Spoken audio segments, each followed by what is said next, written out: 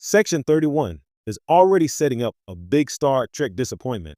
For decades, Section 31 has operated as the Federation's murky moral shadow, a covert organization that exists in the corners of Star Trek canon, doing what Starfleet cannot, or will not, do. From its surprise introduction in Deep Space Nine to its increased presence in Star Trek Discovery, Section 31 has evolved from an intriguing concept into a frustrating, overused crutch.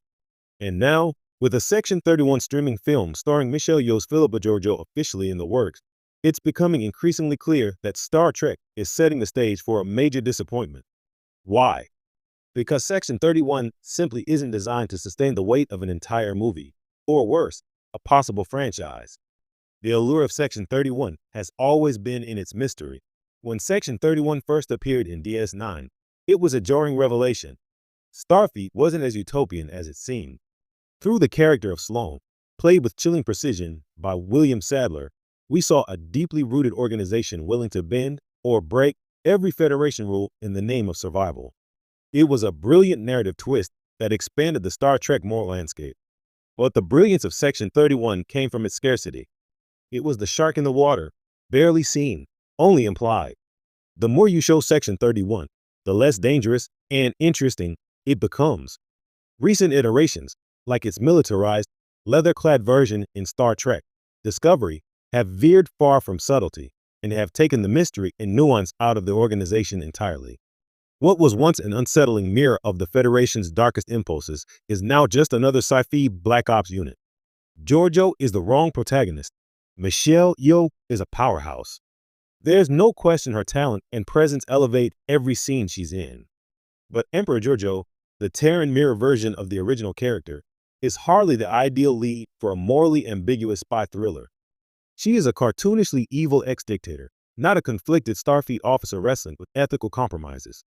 Her role in Discovery was fun in small doses, but anchoring an entire film around her is like asking Khan to lead a Starfleet morality play. Section 31 was at its best when it preyed on the consciences of upright Starfleet officers like Dr. Bashir. With Georgiou at the center, the organization loses that complexity. There is no inner conflict when your lead is a literal genocidal empress from a mirror universe. The story risks becoming a one-dimensional action romp instead of a thoughtful examination of Starfleet's darker shadows. It undermines the Federation's utopian ideals. Gene Roddenberry envisioned Star Trek as a future in which humanity had evolved past war, greed, and corruption.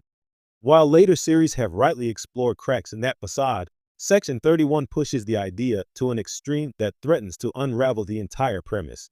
If the Federation constantly relies on a shadow agency to handle its dirty work, are they really better than the Romulans or Cardassians?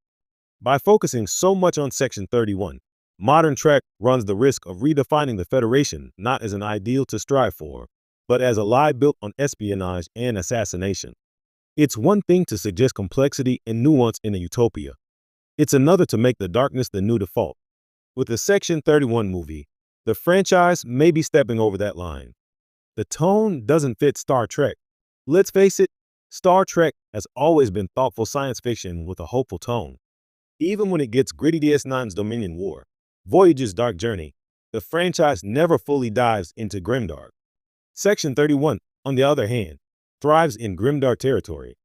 Torture, subterfuge, betrayal, these are the tools of its trade.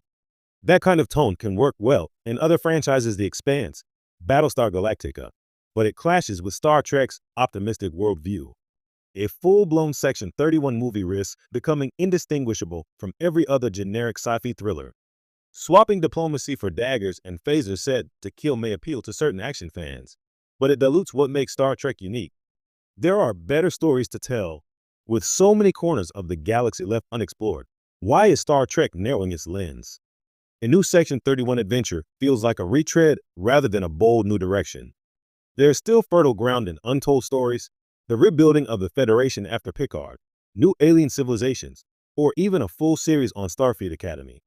Instead, Paramount is banking on the popularity of Michelle Yeoh and the brand recognition of Section 31, hoping that will be enough to sustain a new seed